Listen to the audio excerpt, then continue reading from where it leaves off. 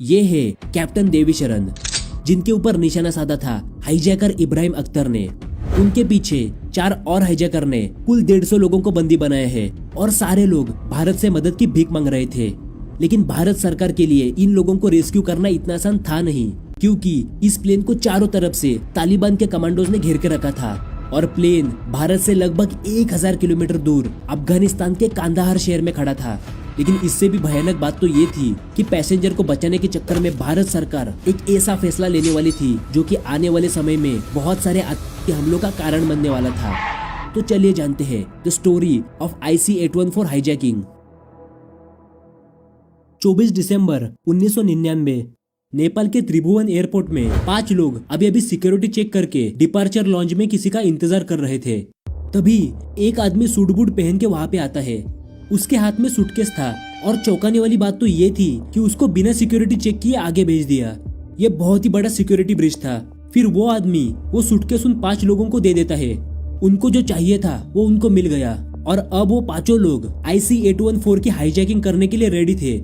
Reports की माने तो उसी सूटकेस में बंदूक और बॉम्ब थे और जो आदमी उनको देने आया था वो था पाकिस्तान का फर्स्ट सेक्रेटरी मोहम्मद अरशद चीमा। और एक गवर्नमेंट ऑफिसर होने की वजह से उसके पास डिप्लोमेट का पासपोर्ट था, जिस वजह से उसको बिना चेकिंग किए आगे भेज दिया। शाम के 4 बजे प्लेन काठमांडू से टेक ऑफ करता है। उसका नेक्स्ट स्टॉप था दिल्ली। प्लेन में 179 पैसेंजर्स और 11 क्रू मेंबर्स, ऐसे कुल 190 लोग थे। ये एक शॉर्ट फ्लाइट थी और लगभग आधा घंटा होने के बाद 4:38 पे प्लेन इंडियन एयर स्पेस में आ जाता है। अब वक्त था प्लान को अंजाम देने का। जब crew member Anil Sharma snacks देने के लिए कॉकपिट में आ गया, तभी एक हाईजैकर उसके पीछे पीछे कॉकपिट के अंदर घुस जाता है और बंदूक सीधा कैप्टन देवीशरण के सर पे रखता है। हाईजैकर ने मंकी कैप पहनी थी और उसके दूसरे हाथ में बॉम्ब था।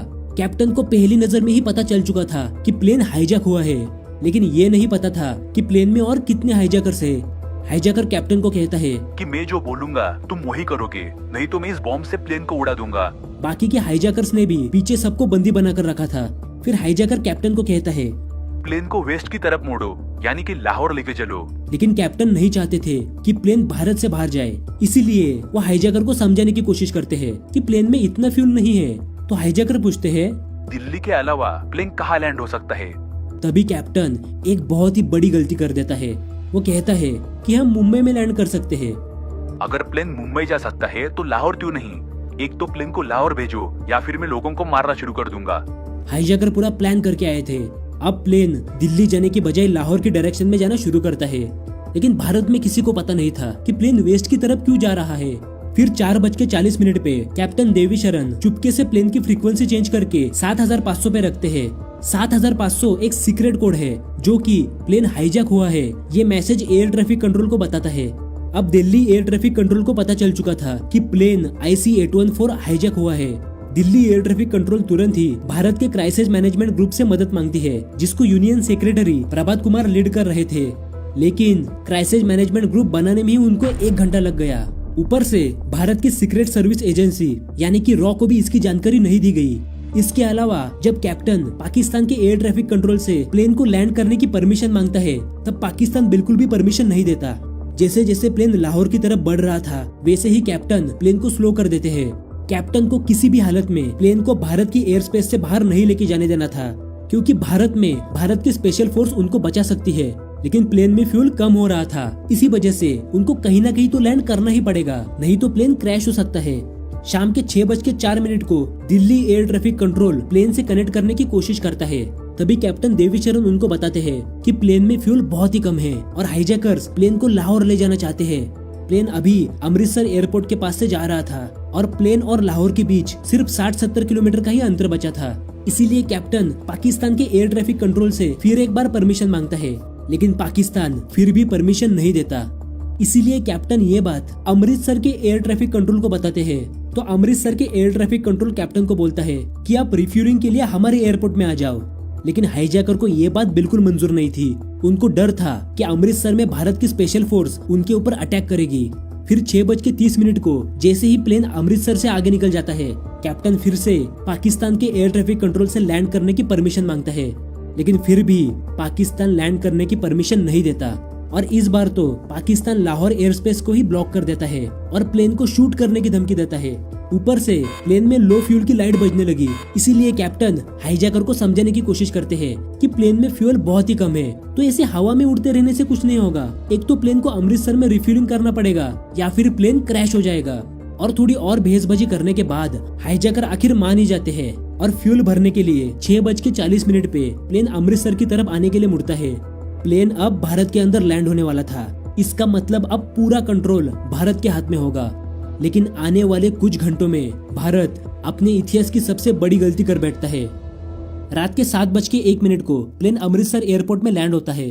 अब पूरा कंट्रोल भारत के हाथ में था, लेकिन इस सिचुएशन के लिए भारत बिल्कुल भी रेडी नहीं था। सिचुएशन इतनी खराब थी कि पंजाब के director general of police mister Sarabjit Singh को इस हाईजैकिंग के बारे में टीवी न्यूज से पता चलता है। प्लेन अमृतसर में लैंड होते ही कैप्टन देवी शरण अमृतसर एयर ट्रैफिक कंट्रोल से फ्यूल की मांग करते हैं। लेकिन भारत के क्राइसिस मैनेजमेंट ग्रुप का सिर्फ एक ही लक्ष्य था कि किसी भी हालत में प्लेन को एयरपोर्ट पे ही रोक के रखना है। इसीलिए वो अमृतसर एयर ट्रैफिक कंट्रोल को ऑर्डर देते हैं कि फ्यूल भरने के लिए ज्यादा से ज्यादा वक्त लगाओ ताकि हमको रेस्क्यू मिशन करने का टाइम मिले। पंजाब पुलिस के सरबजीत सिंह भी क्राइसिस मैनेजमेंट ग्रुप को बोलते हैं कि उनके पास पंजाब पुलिस के कमांडो कोई भी ऑपरेशन करने के लिए रेडी है। लेकिन क्राइसिस मैनेजमेंट ग्रुप उनको कोई भी ऑपरेशन करने की परमिशन नहीं देती, क्योंकि वो दिल्ली से खास एनएसजी के स्पेशल कमांडो को बुलाने वाले थे।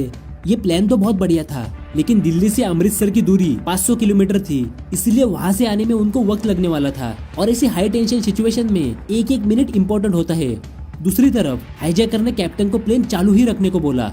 कभी वो प्लेन को आगे ले जाने का ऑर्डर देते तो कभी रुकाने का, फिर आगे ले जाके यू टर्न मारने को बोलते। वो ऐसा इसलिए कर रहे थे क्योंकि उनको शक था कि इंडियन कमांडो प्लेन के अंदर घुस जाएंगे। और उनका ये शक सही भी था, क्योंकि भारत रेस्क्यू मिशन करने की तैयारी कर रहा था। लेकिन चालू प्लेन में रेस्क्यू मिशन करना बहुत मुश्किल है। इसलिए भारत प्लान करता है कि जब टैंकर प्लेन के पास फ्यूल भरने चला जाए तब प्लेन के टायर ही फाड़ दो ताकि प्लेन वहाँ से उड़ ही ना पाए। दूसरा प्लान ये भी था कि उस टैंकर को प्लेन के सामने ले जाके रनवे को ही ब्लॉक कर दो। आइडिया तो अच्छा था, लेकिन इस प्लानिंग की वजह से बहुत वक्त चला गया और भारत की तरफ से कोई रिस्पांस न आने की वजह से हाईजैकर गुस्से में सत्यम सिंह नाम के पैसेंजर को चाकू से मारना शुरू कर देते हैं। डर के मारे कैप्टन बार बार एयर ट्रैफिक कंट्रोल से फ्यूल की मांग कर रहा था। रिपोर्ट्स की माने तो कैप्टन ने कुल 12 बार फ्यूल भरने की रिक्वेस्ट की थी। परिस्थिति की गंभीरता को देख एयर ट्रैफिक कंट्रोल आखिर में टैंकर भेज ही देते हैं, लेकिन इस टैंकर में पंजाब पुलिस के कमांडो छुपे थे और इसी तरफ भारत का रेस्क्यू मिशन भी शुरू हो गया था। टैंकर जैसे जैसे प्लेन के पास जा रहा था वैसे वैसे ड्राइवर की दिल की धड़कनें भी बढ़ रही थी और इसी घबराहट के कारण ड्राइवर बहुत ही तेजी से ट्रक चला रहा था। और हाईजैकर को शक न हो, इसी वजह से एयर ट्रैफिक कंट्रोल ड्राइवर को धीरे चलाने का ऑर्डर देते हैं। लेकिन मिस कम्युनिकेशन की वजह से ड्राइवर ने ट्रक को धीरे चलाने की बजाय बीच रास्ते में ही रोक दिया। जब कॉकपिट से हाईजैकर एक कार्यक्रम देखते हैं तब उनको भी पता चल गया कि भारत ने अपना रेस्क्यू मिशन शुरू कर दिया है और पैनिक करके वो कैप्टन को प्लेन उड़ाने को कहते हैं। लेकिन फ्यूल कम होने की वजह से कैप्टन ने हाईजैकर की बात नहीं मानी। इसीलिए गुस्से में आकर हाईजैकर ने 25 साल के रुपिन खटियाल की गर्दन ही काट ली। रुपिन जमीन पे पड़ा हुआ सबसे मदद की भीख मांग रहा था। हाईजैकर ने भी उसके ऊपर कंबल डाल के उसको उसी हालत में तड़पने के लिए छोड़ दिया। अब कैप्टन देवी शरण के पास और कोई चारा नहीं था और प्रेशर में आके कैप्टन प्लेन को टेक ऑफ करना शुरू कर देता है। रनवे पे टैंकर अभी भी वैसे का वैसा ही था। प्लेन टैंकर के पास आ रहा था, लेकिन टैंकर के ड्राइवर को नहीं पता था कि प्लेन टेक ऑफ कर रहा है, इसलिए वो रनवे पे ही खड़ा रहा। प्लेन बहुत ही तेजी से टैंकर की तरफ बढ़ रहा था और क्रैश होने से सिर्फ कुछ ही पल दूर था। लेकिन उसी वक्त प्लेन ने उड़ान भरी। अगर टैंकर थोड़ा सा भी आगे खड़ा होता तो पूरा प्लेन क्रैश हो सकता था। इसके अलावा प्लेन में रिफ्यूलिंग तो हुई ही नहीं। कैप्टन भी जाते जाते एयर ट्रैफिक कंट्रोल को एक आखिरी मैसेज करता है कि हम सब मरने वाले हैं। इस पूरे वक्त एनएसजी के कमांडो दिल्ली में ही तैयार होके बैठे थे, क्योंकि उनको अभी भी क्राइसिस मैनेजमेंट ग्रुप से अप्रूवल ही नहीं मिला था। कुछ लोगों का तो ये भी दावा है कि किसी ने जानबूझकर एनएसजी के कमांडो को रोक दिया, क्योंकि प्लेन के अंदर रॉ का एक एजेंट भी था जिसका नाम था शशि भूषण सिंह तोमर, जो कि एनके सिंह के साले थे। और एनके सिंह प्रधानमंत्री अटल बिहारी वाजपेयी के सेक्रेटरी थे। और कुछ सोर्सेस ये भी कहती है कि एनके सिंह ने अपने साले को बचाने के लिए एनएसजी के कमांडो को अमृतसर आने की परमिशन में डिले करवाया। 7:49 को प्लेन अमृतसर एयरपोर्ट से टेक ऑफ करता है और क्राइसिस मैनेजमेंट ग्रुप एनएसजी के कमांडो को 7:55 को अमृतसर जाने का अप्रूवल देती है। एक्सपर्ट की माने तो ये भारत के इतिहास का सबसे बड़ा ब्लंडर था और इसी तरफ भारत ने लोगों को रेस्क्यू करने का अपना आखिरी मौका खो दिया था। और अब पूरे 185 लोगों की जान हाईजैकर के हाथों में थी। और उससे भी भयानक बात तो ये थी कि प्लेन पाकिस्तान में लैंड होने वाला था। अमृतसर से लाहौर का अंतर सिर्फ 50 किलोमीटर था, लेकिन बार बार कहने के बावजूद Pakistan air traffic control plane को लैंड करने की परमिशन नहीं दे रहा था। ऊपर से कैप्टन प्लेन को जबरदस्ती लैंड कर सकता है, इसी को मद्देनजर रखते हुए पाकिस्तान रनवे की लाइट तक बंद कर देता है। जब रात के अंधेरे में रनवे नहीं दिखता तब कैप्टन प्लेन को लैंड करने से मना कर देता है, लेकिन हाईजैकर कैप्टन की एक नहीं सुनते। उनका कहना था कि प्लेन को कैसे भी करके लैंड कराओ, नहीं तो मैं एक एक करके लोगों को मारना शुरू कर दूंगा। पहले ही 2 पैसेंजर के ऊपर अटैक हो चुके थे, इसीलिए कैप्टन प्लेन को धीरे धीरे नीचे ले आते हैं और तभी उनको रनवे की लाइट्स दिख गई। कैप्टन ने भी राहत की सांसें ली क्योंकि अब पैसेंजर के ऊपर कोई हमला नहीं होगा। लेकिन जैसे ही वो लैंड करने प्लेन को लाइट्स के पास ले जाते हैं तब उनको दिखाई दिया कि रास्ते पे गाड़ियां थी। मतलब ये एयरपोर्ट का रनवे नहीं बल्कि एक हाईवे था। कैप्टन कैसे भी से प्लेन को ऊपर करने की कोशिश करता है और आखिरी वक्त में वो प्लेन को क्रैश होने से बचाता है, लेकिन प्लेन में फ्यूल बिल्कुल भी नहीं बचा था। इसीलिए captain Lahore air traffic control को एक आखिरी बार कहता है, अगर आपने प्लेन लैंड करने की परमिशन नहीं दी तो मुझे ना चाहते हुए भी क्रैश लैंडिंग करनी पड़ेगी। सिचुएशन की गंभीरता को देखते हुए लाहौर एटीसी प्लेन को लैंड करने की परमिशन दे ही देता है और रात के 8:07 पे प्लेन लाहौर में लैंड हो चुका था।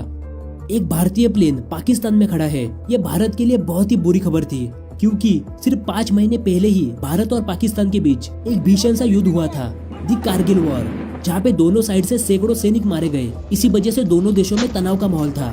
पाकिस्तान ने कह दिया था कि जल्द से जल्द फ्यूल भरो और निकलो यहाँ से। यहाँ तक कि खून से लथपथ रुपिन खटियाल को भी मेडिकल असिस्टेंट नहीं मिलती और उनकी उसी रात मौत हो जाती है। पाकिस्तान एयर ट्रैफिक कंट्रोल तुरंत ही प्लेन में रिफ्यूलिंग करना शुरू कर देता है। दूसरी तरफ भारत को यह भी नहीं पता था कि हाईजैकर की डिमांड्स क्या है, इसलिए भारत पाकिस्तान में बैठे अपने हाई कमिश्नर को नेगोशिएशन करने भेज देता है। लेकिन जब तक वो लाहौर एयरपोर्ट में पहुंचे तब तक तो प्लेन रिफ्यूल होकर वहां से उड़ चुका था। अब किसी को नहीं पता था कि प्लेन का नेक्स्ट स्टॉप कहाँ पे है। हाईजैकर प्लेन को अफगानिस्तान के काबुल शहर में ले जाना चाहते थे, लेकिन काबुल एयरपोर्ट अच्छी तरीके से डेवलप भी नहीं हुआ था। प्लेन अपने यहाँ लैंड ना हो इसीलिए पाकिस्तान ने तो सिर्फ लाइट बंद कर दी थी, लेकिन काबुल एयरपोर्ट में तो कोई लाइट थी ही नहीं। इसलिए हाईजैकर्स प्लेन को ओमान की एयरपोर्ट में ले जाने के लिए कहते हैं, लेकिन ओमान ने भी प्लेन को लैंड करने की परमिशन नहीं दी। इसी वजह से प्लेन को वहां से मुड़कर दुबई के अलमीनत एयरपोर्ट में ले जाया गया। रात के 3 बजे प्लेन दुबई एयरपोर्ट में लैंड होता है। अब प्लेन को फिर से फ्यूल की जरूरत थी, इसीलिए captain Dubai air traffic control से फ्यूल मांगने की कोशिश करता है। भारत को भी लगा कि यह रेस्क्यू मिशन करने का सही टाइम है, इसीलिए भारत यूएई से उनकी जमीन पे एनएसजी कमांडो को ऑपरेशन करने की परमिशन मांगता है, लेकिन यूएई की सरकार इसकी परमिशन नहीं देती। हालांकि वो भारत के बिहाफ पे नेगोशिएशन शुरू कर देते हैं। यूएई साफ साफ हाईजैकर को कहता है, हम आपको तभी फ्यूल देंगे जब आप कुछ पैसेंजर को छोड़ दोगे। हाईजैकर्स भी यूएई से फालतू के पंगे नहीं चाहते थे, इसीलिए वो उनकी बात मान के 27 पैसेंजर को छोड़ देते हैं, जिसमें रुपिन खटियाल की बॉडी भी थी, जिसको हाईजैकर ने अमृतसर में मारा था। इन सारे पैसेंजर को भारत लाने के लिए स्पेशल प्लेन भी भेजे जाते हैं, जिसमें भारत के एविएशन मिनिस्टर शरद यादव भी थे।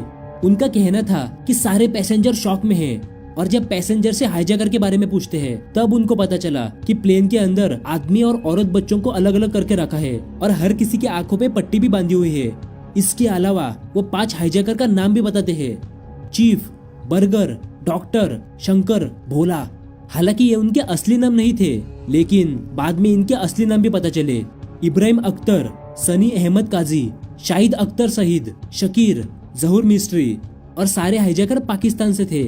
यूएई हाईजैकर को रोकने की पूरी कोशिश कर रहा था, लेकिन 25 दिसंबर की सुबह के 6:30 बजे सूरज की पहली किरण के साथ ही प्लेन फिर से टेक ऑफ करता है और अब वो काबुल के लिए रवाना हो गया। लेकिन उस वक्त अफगानिस्तान में सिविल वॉर चल रहा था और इसी वजह से काबुल एयरपोर्ट पूरी तरीके से तबाह हो चुका था। इसीलिए हाईजैकर काबुल की जगह कांदाहार में लैंड करने का तय करते हैं, और ये भारत के लिए सबसे बुरी खबर थी, क्योंकि अफगानिस्तान में उस टाइम तालिबान का राज था और भारत तालिबान की गवर्नमेंट को रिकॉग्नाइज नहीं करता था। यहाँ तक कि अफगानिस्तान में भारत की कोई एम्बेसी भी नहीं थी, तो अगर नेगोशिएशन करनी भी है तो वो कैसे करे। लेकिन तालिबान आगे जो करता है वो ना ही भारत सरकार ने सोचा था और ना ही हाईजैकर्स ने। 25 दिसंबर 1999 सुबह के 8 बजे प्लेन कांदाहार इंटरनेशनल एयरपोर्ट में पहुंच जाता है, और जैसे ही प्लेन एयरपोर्ट में लैंड हुआ उसी सेकंड बहुत सारी गाड़ियां प्लेन के पास आने लगी। गाड़ियों ने प्लेन को चारों तरफ से घेर लिया। इसका मतलब प्लेन अब यहाँ से आगे तो नहीं उड़ पाएगा। लेकिन उससे भी भयानक बात तो ये थी कि उस गाड़ियों में बैठे थे तालिबान के कमांडोज। जब भारत को पता चला कि प्लेन कांदाहार में है तो भारत सरकार ने भी पाकिस्तान में बैठे भारतीय कमिश्नर को कांदाहार भेज दिया ताकि हाईजैकर्स की डिमांड्स क्या है वो एटलीस्ट पता तो चले। दूसरी तरफ प्लेन को चारों तरफ से घेर के तालिबान के हाईजैकर्स को प्रोटेक्ट कर रहे थे, ऐसा शक भारत सरकार को होता है। लेकिन तालिबान का तो कहना था कि हाईजैकर्स पैसेंजर को कोई चोट ना पहुंचाए, इसलिए हमने प्लेन को चारों तरफ से घेर के रखा है। लेकिन इसी वजह से भारत अब कोई भी रेस्क्यू मिशन नहीं कर सकता था। हाईजैकर को जो चाहिए था वो उनको मिल गया। अब टाइम था नेगोशिएशन करने का। Hijackers Kandahar air traffic control से भारत को एक फैक्स भेजते हैं जिसमें उन्होंने अपनी मांगे रखी। हाईजैकर्स की 3 मांगे थी। पहले 35 मिलिटेंट जो कि भारत के जेल में कैद थे उनको रिहा करो। उसके बाद $200 मिलियन कैश यानी कि कुल 1650 करोड़ रुपए दे दो। ऊपर से सज्जद अफगानी की बॉडी जो कि हरकत उल मुजाहिदीन का फाउंडर था और जम्मू के बवाल जेल से भागते वक्त मारा गया था। इतनी सारी मांगे पूरी करना भारत सरकार के लिए नामुमकिन था। लेकिन देश के अंदर सरकार के ऊपर प्रेशर बढ़ रहा था और 26 दिसंबर 1999 को जब भारत के एक्सटर्नल अफेयर मिनिस्ट्री के जसवंत सिंह प्रेस कॉन्फ्रेंस कर रहे थे तभी बहुत सारे लोगों का झुंड इस प्रेस कॉन्फ्रेंस में घुस के हंगामा करता है। ये सब लोग हाईजैक हुए पैसेंजर के रिलेटिव्स थे। इनका एक ही कहना था कि हाईजैकर की सभी मांगे पूरी करो और हमारे परिवारजनों को बचाओ। वो याद दिलाते हैं कि दिसंबर 1989 में जब यूनियन मिनिस्टर मुफ्ती मोहम्मद की बेटी रुबिया सईद को आतंकियों ने किडनैप किया था तब उनको छुड़वाने के लिए सरकार ने कुछ मिलिटेंट को रिहा कर दिया। तो अगर मिनिस्टर के लिए सरकार कॉम्प्रोमाइज करने को तैयार है तो आम आदमी के लिए क्यों नहीं। ये सारा कार्यक्रम देश भर में लाइव चल रहा था और इसी प्रेशर में आके अगले ही दिन भारत सरकार नेगोशिएशन करने के लिए कांधार में एक प्लेन भेज रही है, ऐसा कहती है। भारत से प्लेन आ रहा है ये सुनते ही सारे पैसेंजर खुश हो गए, लेकिन उनको इस बात की भनक तक नहीं थी कि नेगोशिएशन तो अभी सिर्फ शुरू होगी, क्योंकि अभी उनको 4 दिन और प्लेन में रहना पड़ेगा।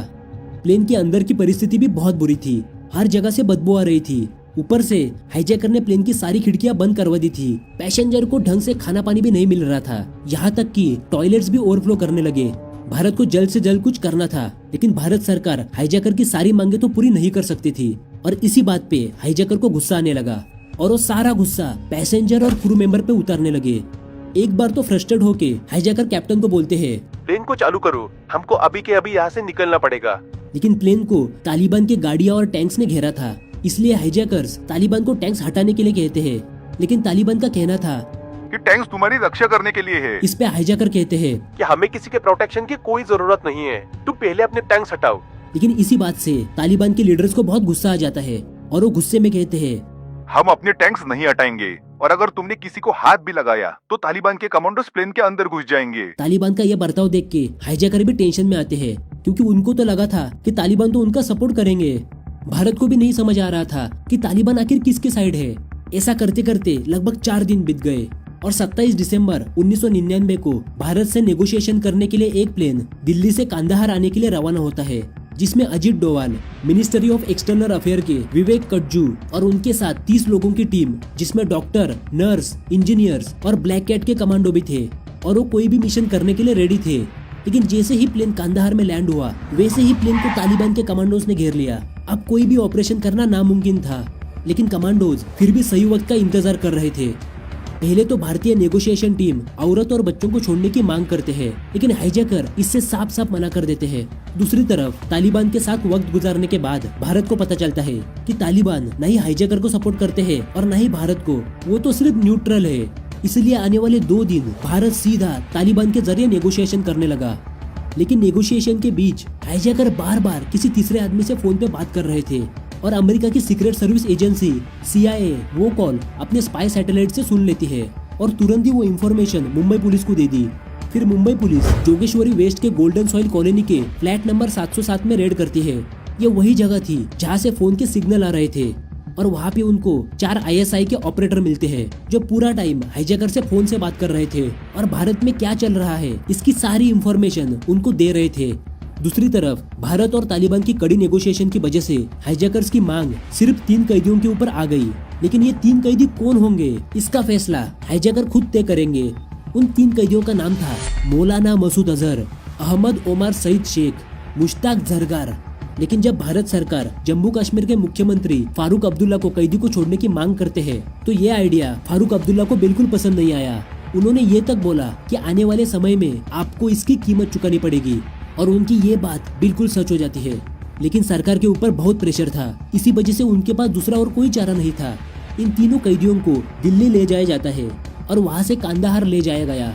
अब भारत को भी लगा कि तालिबान हाईजैकर को पकड़ने में उनकी मदद करेंगे, लेकिन ऐसा कुछ नहीं होता, बल्कि तालिबान हाईजैकर के लिए खास गाड़ियां बुलाते हैं और उस गाड़ी में हाईजैकर और तीनों कैदियों को बॉर्डर की तरफ भेजा जाता है, पाकिस्तान की बॉर्डर पे। उस दिन के बाद से हाईजैकर कहाँ गए ये किसी को नहीं पता, लेकिन ये हाईजैकिंग तो सिर्फ शुरुआत थी, क्योंकि असली तूफान तो अभी आने वाला था।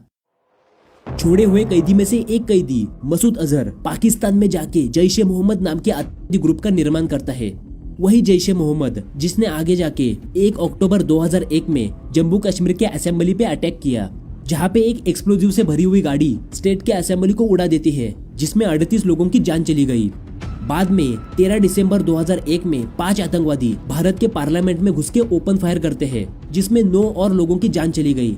फिर 2 जनवरी 2016 में जैश ए मोहम्मद के कुछ आतंकवादी भारत के पठानकोट एयरबेस में अटैक करते हैं, जिसमें 7 ऑफिसर और शहीद हो गए। फिर 29 नवंबर 2016 में आतंकियों ने फिर से जम्मू के नागरोटा आर्मी बेस पे अटैक किया, जिसमें 7 और ऑफिसर शहीद हो गए। और आखिर में 14 फरवरी 2019 में पुलवामा में फिर से एक्सप्लोजिव से भरी हुई गाड़ी कारण बनती है 40 सीआरपीएफ जवानों की जिंदगी का।